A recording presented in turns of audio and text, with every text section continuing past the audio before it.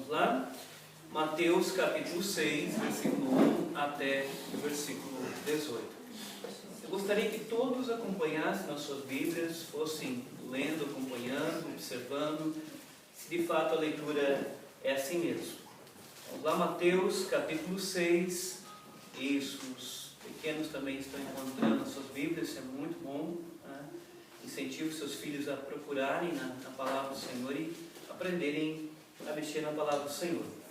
Vamos à leitura. Mateus 6, versículo 1. Guardai-vos de exercer a vossa justiça diante dos homens, com o fim de seres vistos por eles. De outra sorte não tereis galardão junto de vosso Pai Celeste. Quando, pois, deres esmola, não toques trombeta diante de ti, como fazem os hipócritas nas sinagogas e nas ruas, para serem glorificados pelos homens. Em verdade vos digo que eles já receberam a recompensa. Tu, porém, ao dares esmola, ignore a tua mão esquerda o que faz a tua mão direita, para que a tua esmola fique em secreto, e teu Pai, que vê em secreto, te recompensará. E quando orares, não sereis como os hipócritas, porque gostam de orar em pé nas sinagogas e nos cantos das praças, para serem vistos dos homens. Em verdade vos digo que eles já receberam uma recompensa. Tu, porém, quando orares, entra no teu quarto e, fechada a porta, orarás ao teu Pai, que está em secreto, e teu Pai, que vê em secreto, te recompensará. E orando, não useis de vãs repetições, como os gentios, porque presumem que pelo seu muito falar serão ouvidos. Não vos assemelheis, pois, a eles, porque Deus, o vosso Pai, sabe o que tendes necessidade antes que lhe o peçais. Portanto, vós orareis assim: Pai nosso que está nos céus, santificado seja o teu nome, venha o teu reino, faça a tua vontade, assim na terra como no céu. O pão nosso de cada dia dá-nos hoje, e perdoa as nossas dívidas, assim como nós temos perdoado os nossos devedores. E não nos deixeis cair em tentação, mas livra-nos do mal, pois teu o reino, o poder e a glória para sempre. Amém. Porque se perdoardes aos homens as suas ofensas, também vosso Pai Celeste vos perdoará. Se, porém, não perdoardes aos homens as suas ofensas, tampouco vosso Pai vos perdoará as vossas ofensas. Quando jejuardes, não vos mostreis contristados, como os hipócritas, porque desfiguram o rosto, com o fim de parecer aos homens que jejuam. Em verdade vos digo que eles já receberam a recompensa. Tu, porém, quando jejuares, unge a cabeça e lava o rosto, com o fim de não parecer aos homens que jejuam, e sim ao teu Pai, em secreto, e teu Pai, que vê em secreto, te recompensará. Que Deus abençoe a palavra, que nós possamos meditar, que possamos aprender um pouco mais da palavra do Senhor. Eu creio que bastante pessoas, bastante de vocês já viram um filme chamado Prenda-me se for capaz. Prenda-me se for capaz. É um filme até bem conhecido do cinema, Prenda-me se for capaz. Agora, o interessante desse filme é que ele trabalha com uma história real. Aqueles filmes que nós no final dizemos, isso aí é uma história real ou não é? Esse filme trabalha com uma história real. E ele conta a vida de um homem chamado Frank Abagnale Jr. Frank Abagnale Jr. Um nome que talvez nunca tenhamos ouvido, quem nunca viu o filme, talvez nunca tenha ouvido esse nome. Mas é interessante o que o filme mostra, o que o filme apresenta sobre a vida do Frank Abagnale Jr. Porque esse homem, que até hoje vive, até hoje ele é vivo, ele não é morto, esse homem, quando jovem, começou a se tornar especialista em dar golpes. Especialista em dar golpes. E para que ele desse golpe, ele começou a trabalhar na sua vida, no seu ser e também no seu exterior. Ele começou a trabalhar personagens pelo qual ele se fazia passar. Ele começou a criar personagens pelo qual ele se apresentava e dizia que era alguma coisa, mas eles não eram. Por exemplo, um dos primeiros personagens que ele criou para si mesmo ele começou a se apresentar como médico. Médico pediatra. Sem nunca ter estudado medicina, sem nunca ter estudado absolutamente nada de medicina. E mesmo assim ele conseguiu enganar pessoas, se apresentando como médico, dizendo que era médico e aplicando seus golpes. Ele conseguiu também se passar por advogado. Dizia que era advogado e foi enganando pessoas, e enganando a polícia, que começou a procurá-lo, porque os golpes dele eram muito bem feitos. E depois ele também se fez passar por professor, e no filme trabalha muito bem a última coisa, que é aviador, piloto de avião. De maneira que ele descia nos aeroportos com as aeromoças e fazendo de conta que era o piloto de avião, e a polícia tentando pegá-lo. Até que conseguiram pegá-lo, depois de muito, mas muito tempo. E esse rapaz, ele foi contratado pela polícia americana para ajudá-los a desvendar os golpes que ele dava. E hoje ele montou uma empresa, depois que ele pagou uma certa pena, ele montou uma empresa que trabalha contra golpes no país. Mas é interessante que o Frank Abagnale Jr. se tornou especialista em se passar por quem ele não era. Por quem ele não era. Por um médico, por um advogado, por um professor, por um aviador. Fazia de conta que era, mas não era. Fazia de conta que era, mas não era. E qual era o seu objetivo? O seu objetivo, fazendo isso, era enganar, para dar os seus golpes. Enganar para dar os seus golpes. Agora, meus irmãos, a religião, ela também pode fazer isso com o ser humano. Ela também tem o poder de transformar aqueles que creem em qualquer religião em pessoas que se fazem para enganar, que se apresentam de uma determinada maneira, mas que na verdade não são aquilo que se apresentam. Porque vejam bem, se alguém lhe perguntasse nesta noite, você é crente? Eu tenho certeza que todos nós aqui responderíamos que sim, a resposta seria sim. Mas será que verdadeiramente nós somos cristãos? Verdadeiramente a nossa vida cristã, ela é condizente com o ser cristão de verdade? Ou nós só dizemos que somos e não somos? É como o Frank Abagnale Jr. dizendo que é um médico, mas não era médico. Dizendo que era um professor, mas não era professor. E constantemente a vida cristã, ela precisa passar, e nós precisamos fazer uma autorreflexão da vida cristã que nós estamos desenvolvendo. Da vida cristã que nós somos, que nós temos. Qual é a vida cristã que nós vivemos diante de Deus? Algumas pessoas se tornam, como eu disse do Frank Abagnale Jr., se tornam especialistas em se passar, e o objetivo é enganar os outros. Observe agora o texto que nós lemos, observe. Se vocês olharem para o capítulo 5, capítulo 6 que nós lemos, capítulo 5 também, e capítulo 7, esses capítulos em Mateus fazem parte do famoso sermão da montanha. E se você olhar no capítulo 5, versículo 1, Jesus havia subido no monte, e no versículo 2 diz que ele passou a ensiná-los, dizendo. Jesus começa a ensinar muitas coisas que você encontra aqui no capítulo 5. Mas nós vamos meditar um pouquinho, vamos pensar um pouquinho nesta parte que nós lemos aqui no capítulo 6. E nessa parte do capítulo 6, Jesus está atacando principalmente as pessoas religiosas daquela época que tinham desenvolvido um tipo de religiosidade para aparentar para os homens, mas não para Deus. Era uma religiosidade que as pessoas tinham desenvolvido, e principalmente, lembro do domingo passado, principalmente os fariseus, muitos escribas e fariseus. Eles tinham desenvolvido uma religião que era só uma casca, que era só um externo.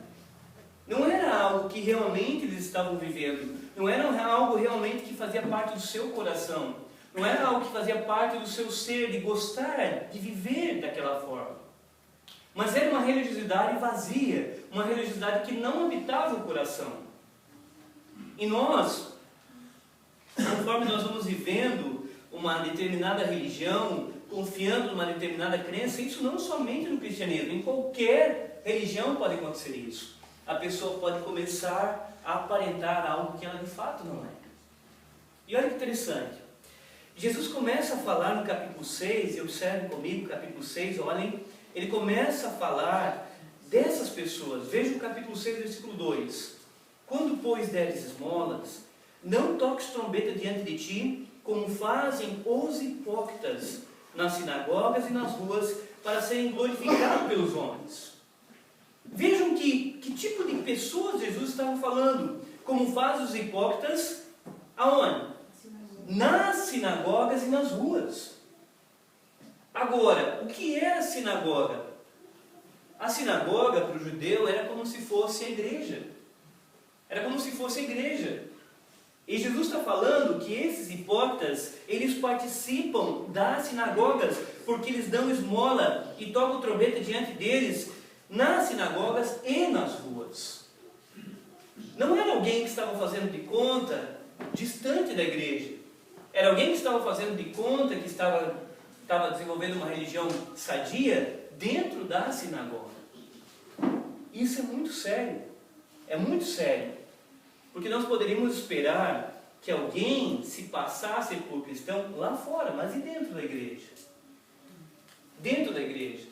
Aparentar ser um cristão e não ser em nenhum momento. Só está disfarçando que é, porque olha o que acontece. Essas pessoas estão dando esmola e elas estão tocando trombeta diante de si. E o que mais? Elas gostam de fazer isso nas sinagogas, nas ruas. Qual é o objetivo delas? Ser glorificado pelo homem. Esse é o objetivo delas. Ou seja, desenvolvendo uma religião que ela está preocupada em o que as pessoas pensam dela, o que as pessoas falam dela. Porque nós costumamos muitas vezes nos dirigir pelo que as pessoas falam de nós, não pelo que Deus diz a respeito de nós. Se as pessoas começam a dizer assim, não, o fulano é uma pessoa boa, nós começamos a pensar que somos bons. Não, o fulano ali é gente boa, maravilhosa, é nota 10, e aquilo vai inchando o nosso ego, e nós começamos a achar que somos bons de fato, porque as pessoas começam a falar que nós somos bons. E muito mais pelo que nós fazemos. Se nós vamos lá e começamos a dar esmola para um, dar esmola para outro, dar esmola para outro, sempre tem pessoas para se levantar e dizer, olha como aquela pessoa é maravilhosa. Só que tem um problema. Quem está dizendo que nós somos maravilhosos? Quem está dizendo que nós somos bons? Quem está dizendo são os homens. E os homens são completamente diferentes de Deus.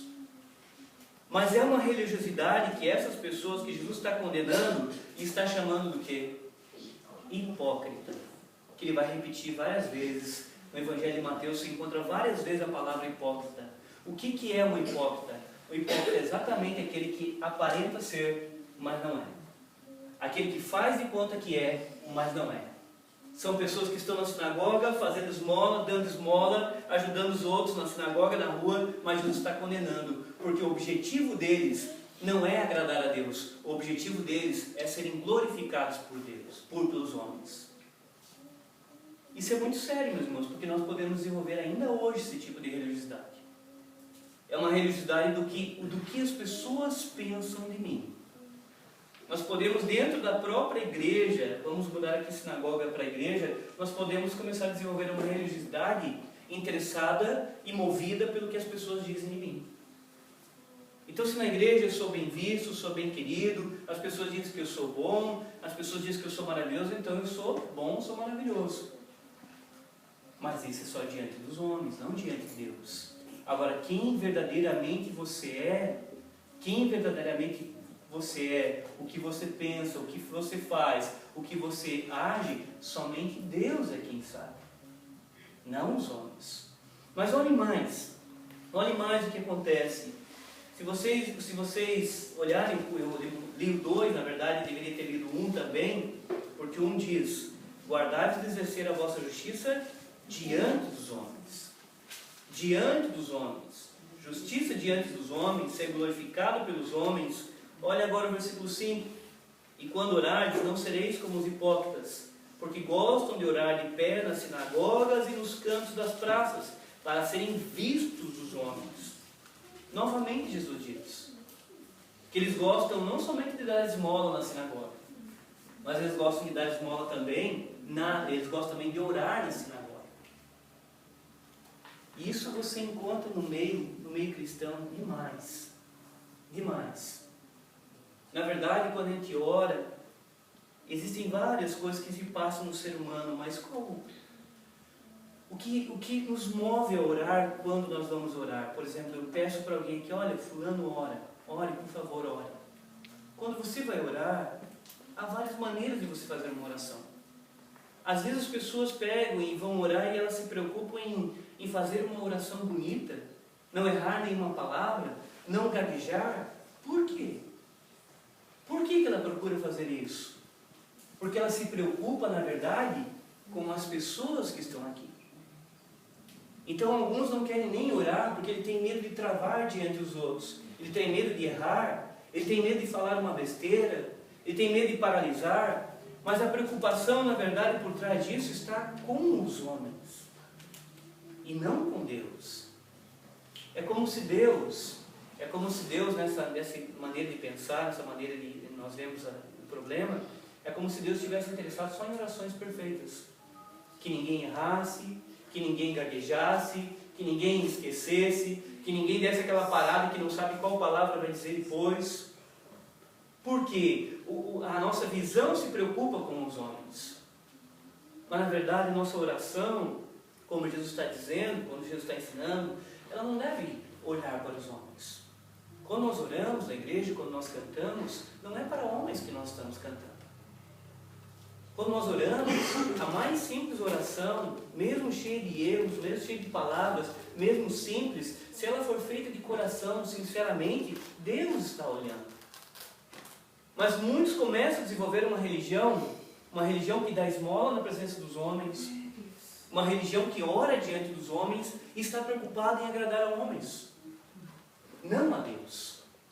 Se você olhar, Jesus continua condenando, no 6, agora no 6,5 nós já lemos, no 6,16, quando jejuardes, não vos mostreis contristados como os hipócritas, porque desfiguram o rosto com o fim de parecer aos homens que jejuam. Aos homens que jejuam. Em verdade vos digo que eles já receberam a recompensa. Olha que interessante. Fazendo uma justiça perante os homens, dando esmola perante os homens, orando perante os homens e jejuando para aparecer diante dos homens que está jejuando.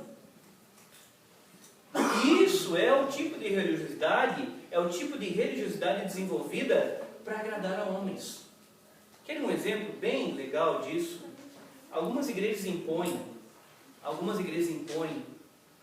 um número muito grande de regras sobre as pessoas. Tem até igreja que tem os manuais de regras, que eu já comentei num outro momento com vocês. Você não pode vir de barba na igreja. Barba é proibida em algumas igrejas. Barba é proibida. Não pode. O rosto tem que estar completamente limpo, limpinho, não pode ter barba. Nem cavanhaque não pode. Algumas igrejas ensinam isso. Ensinam, por exemplo, uma das mais absurdas, que vermelho não pode usar no seu vestuário. Vermelho está proibido no vestuário. Que mulheres não podem usar calça. Mulheres não podem usar calça, só podem usar roupas de mulher. E são regras sobre regras e regras sobre regras. E quando a pessoa entra, o que ela começa a fazer? Ela começa a desenvolver um tipo de religiosidade que ela olha e diz assim: se alguém me ver usando calça, e se alguém me ver usando vermelho, e se alguém me ver de barba, e se alguém me pegar jogando bola. Eu participei, logo que eu voltei para a igreja, participei de uma igreja que eu ficava preocupado se alguém iria me pegar jogando bola. Se alguém iria me pegar. Mas na verdade, eu não jogava bola para agradar os homens, mas o meu desejo dentro de mim era intenso de jogar bola. Então qual é a força de fazer uma religião para agradar a homens? Qual é o objetivo de fazer uma religião para agradar a homens? ela não muda o ser humano por dentro, ela não tem o poder de transformar o ser humano por dentro. Ela só cria uma aparência de religião, onde as pessoas começam a desenvolver só pelo que os outros estão dizendo dela, para agradar a todo mundo. Olha que interessante, isso acontece na igreja. A pessoa chega e, boa noite, tudo bem, como é que você está? E procura cada palavra para dizer perante os irmãos. Mas quando está lá fora, é a palavra que tem, a pessoa que tem a boca mais suja de talvez todo o seu serviço, é a pessoa que tem a boca mais suja.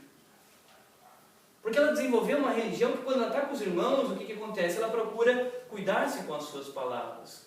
Mas quando ela está distante, não tem nenhum irmão, ele não está nem aí, ele fala qualquer palavra, conta qualquer coisa, não está nem aí. Mas na verdade, isso é uma religião de casca, de aparência. Se vocês forem olhar o que acontece, por exemplo, com pessoas que criam esse tipo de religiosidade baseada em regras e tentando agradar a homens, o que acontece? E não agradar a Deus, você percebe que quando essas pessoas abandonam a igreja, sabe qual é a primeira coisa que elas vão fazer? Quebrar todas aquelas regras que elas foram ensinadas. Todas. Ela vai lá e compra primeiro uma blusa vermelha, coloca, vai lá e deixa a barba ficar grande, vai jogar bola, e ela não está nem aí, e ainda ela pensa que é rebelde, porque ela assim, eu não estou nem aí, se o irmão passar e me ver jogando bola, eu não estou nem aí. Ele pensa que está sendo rebelde por jogar bola agora. Mas na verdade não existe nenhuma rebeldia em jogar bola. É que ele foi ensinado que ser religioso, ser cristão, é observar essas regras. E não agradar, e não entender o que Deus tem para que nós façamos. É muito perigoso isso, meus irmãos, viver de aparência. E infelizmente na igreja nós sempre temos, não existe uma igreja na face da terra, que ela não tenha esse problema. Eu estava lendo uma biografia de Spurgeon. Spurgeon sempre fazia, por mais que não tivesse nenhum visitante, que era muito difícil seus sermões, ele sempre fazia um culto, e sempre tinha um momento que ele fazia culto evangelístico, para conversões dentro da sua própria igreja. E alguém perguntava para ele, mas por que, Spurgeon, você faz esse tipo de culto, de pregação para a conversão? Porque ele falava que pessoas, mesmo participando há muitos anos, ainda não eram convertidas.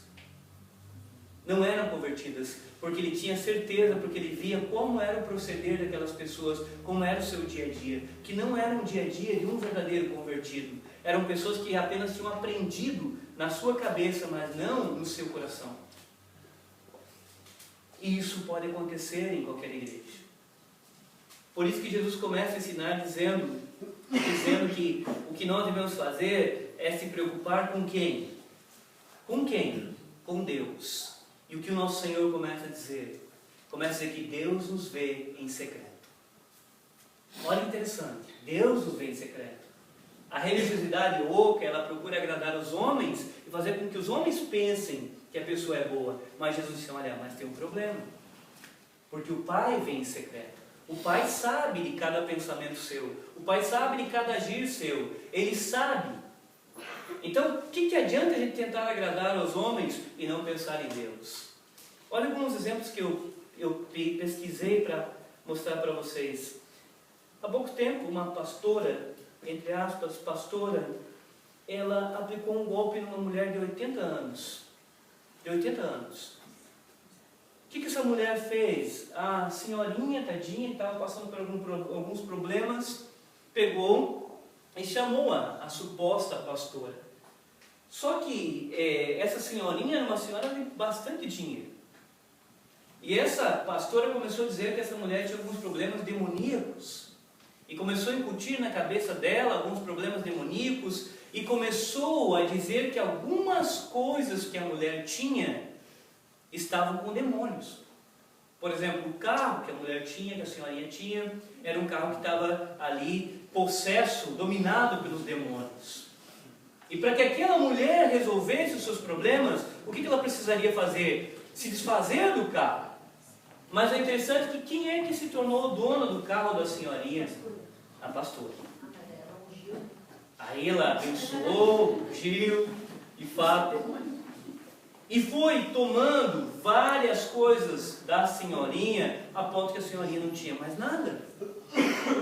Mas essa mulher se apresentou como pastora, carregou uma Bíblia, disse que era, fez orações por essa senhora, conversou com Deus diante da presença da senhora, dizendo que era uma pastora. Mas na verdade, ela não tinha nada de crente. Querem um outro exemplo interessante de uma religião que é só por fora, mas não é por dentro? Quando você vai aos presídios, não todos, porque algumas conversões são verdadeiras, mas no presídio, você reduz o número de anos que você fica ali por bom comportamento.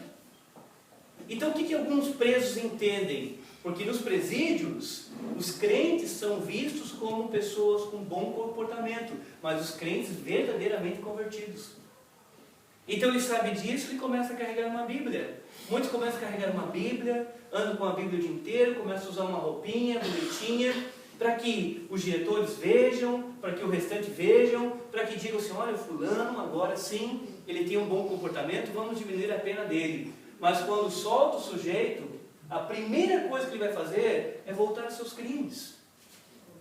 Foi uma aparência cristã, mas na verdade no seu íntimo continuava sendo um criminoso. Não estou falando de todos, porque existem muitos presidiários verdadeiramente convertidos que quando saem dão demonstração de que realmente Deus trabalhou na vida deles e tem uma vida diferenciada. Tem uma vida diferenciada. Já viram como é que os advogados, muitos advogados aconselham quando vão fazer julgamentos, como é que eles aconselham a pessoa a entrar lá no julgamento? A entrar com uma Bíblia debaixo do braço, se vestir como um crente e lá sentar para dar o seu testemunho. Dar o seu testemunho por quê? Quando o réu é terrível, o que eles querem mostrar? Querem mostrar que agora ela mudou. Agora ela é uma pessoa religiosa, agora ela ora, agora ela lê a Bíblia, agora ela tem um pensamento diferenciado. Para tentar induzir ali o júri a dizer que ela está livre, pode soltá-la, que ela agora mudou de vida. Muitos fazem isso. E muitos conseguem enganar. Mas conseguem enganar aos homens, mas não conseguem enganar a Deus, porque Deus olha o nosso mais íntimo do nosso coração. Ele sabe quando a mudança é apenas externa, porque é Ele quem trabalha a verdadeira mudança. E alguns vivem assim. Alguns vivem assim. Talvez o melhor exemplo que eu tenho para contar, nós estamos caminhando para o final, seja de uma... serve muito bem para explicar isso que acontece com a religiosidade só por fora. Teve uma chinesa em 2012, que a mulher era até engraçada, a mulher era feia, para doer. Você olha a foto, tem na internet, você pesquisa ali, a mocinha era feia para doer. Aos padrões humanos. O que ela fez? Ela pegou e descobriu uma maneira, e essa maneira é usada por muitos. Vou ficar bonita. Vou ficar bonita, como é que eu faço? Eu vou começar a pagar cirurgias. Ela começou a pagar cirurgia, e externamente ela ficou muito bonita. Tem as fotos na internet, se está ali uma do lado da outra, você compara, mas não pode ser. Aquela feia e do ladinho uma moça bem bonita. E logo é o que aconteceu, logo ela encontrou um rapaz que se apaixonou por ela. Mas se apaixonou pela moça bonita. Casou com ela. Viveram um determinado tempo e a moça engravidou. Só que tem um problema. Nenhum filho vem com o resultado da cirurgia. O filho vem com o DNA da mulher que era antes. E quando nasce o filho, o que acontece? O homem olha para o filho, feinho demais. E ele então desconfiou que tinha alguma coisa muito errada. Foi descobrir, meus irmãos, e ele foi saber que a mulher dele, que ele tinha casado, era só uma casca. Era algo mudado por fora. Mas não era a pessoa verdadeira, aquela feia. É assim como uma falsa religião, uma religião que agrada aos homens, uma religião que procura fazer com que os homens observem. É uma religião que por fora é muito bonita, mas lá dentro no DNA é um DNA de quem ainda não é convertido, de quem ainda não mudou.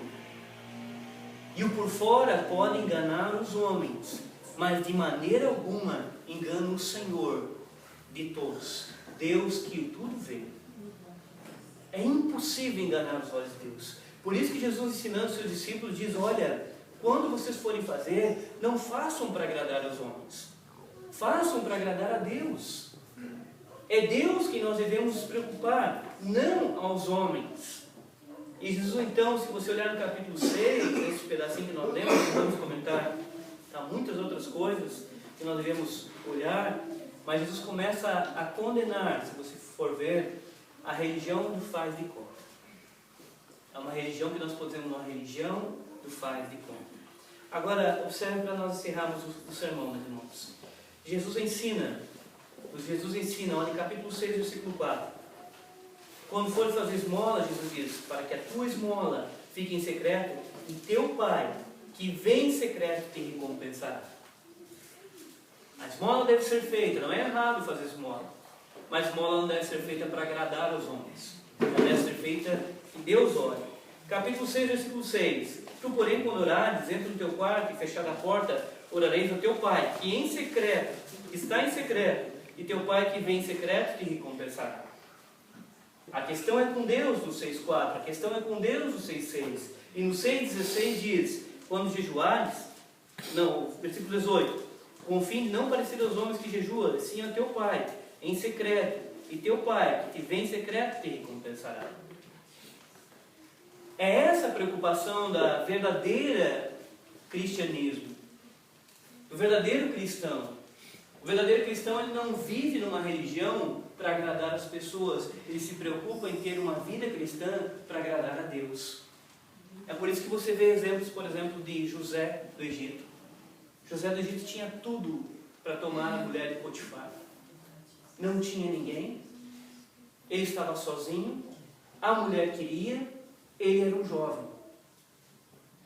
Ele tinha tudo para cometer aquilo ali com a mulher de Potifar.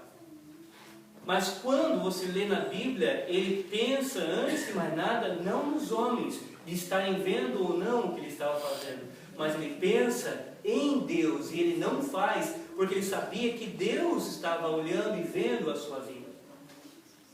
E assim o verdadeiro cristianismo. O verdadeiro cristianismo não é para agradar aos homens, mas é para agradar a Deus.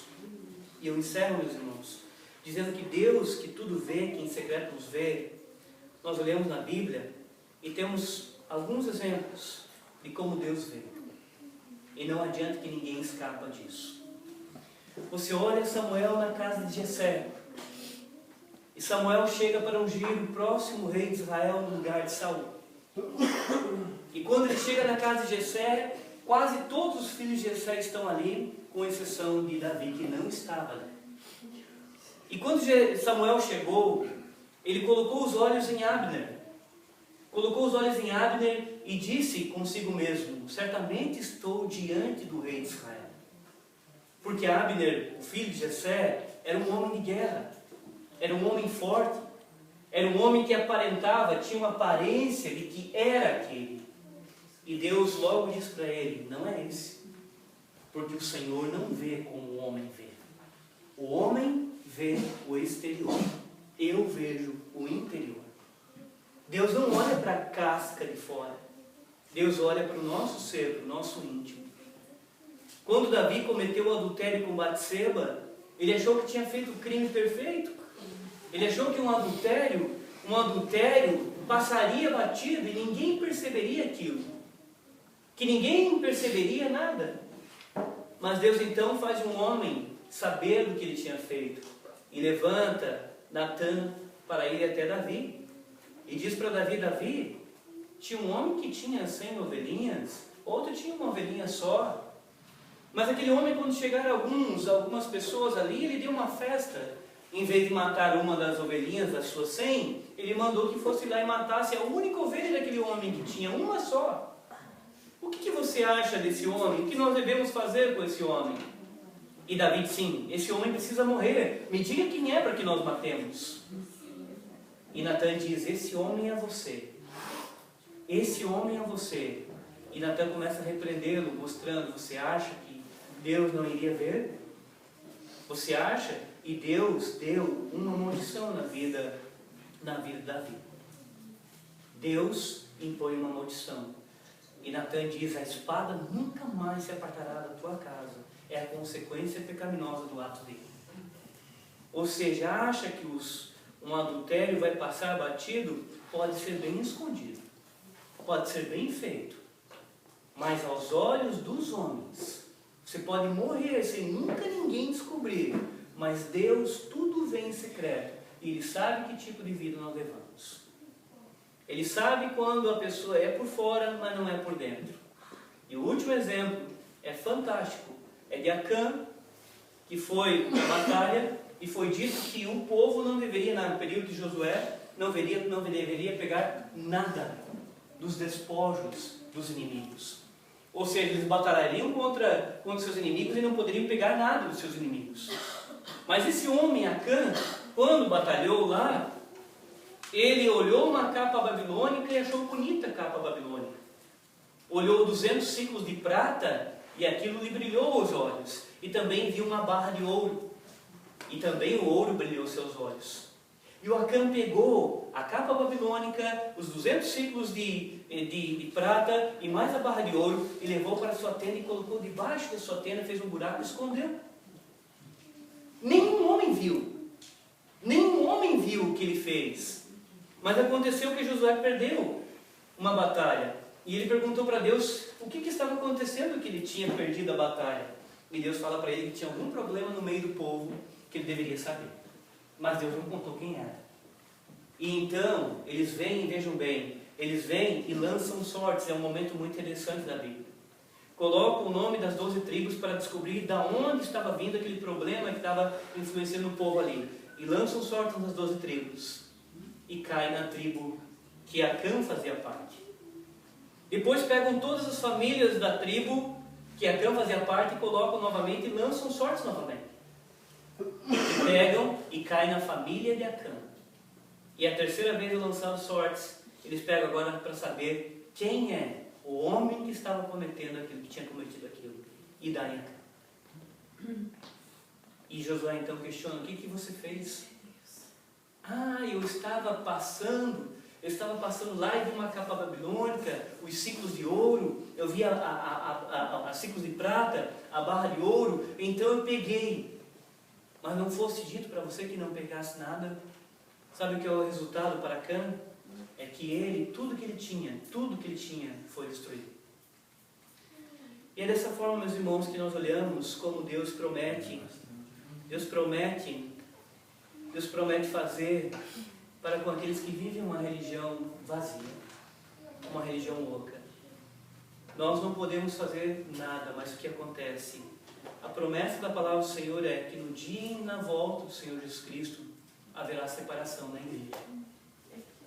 Que a separação começará pela igreja. E eu desejo que naquele dia nenhum de nós, o Senhor diga: vá para a esquerda.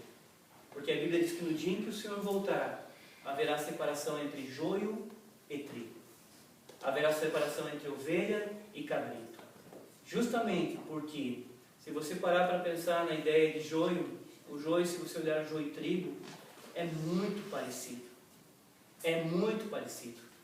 Mas joio e trigo são completamente diferentes. Mas a Bíblia nos ensina que o joio cresce no meio da igreja. E eu espero que no dia que o Senhor voltar, ninguém seja tido por joio, ninguém seja tido por cabrito, por uma falsa religião, que o Senhor dirá: nunca vos conheci, apartai-vos para a esquerda.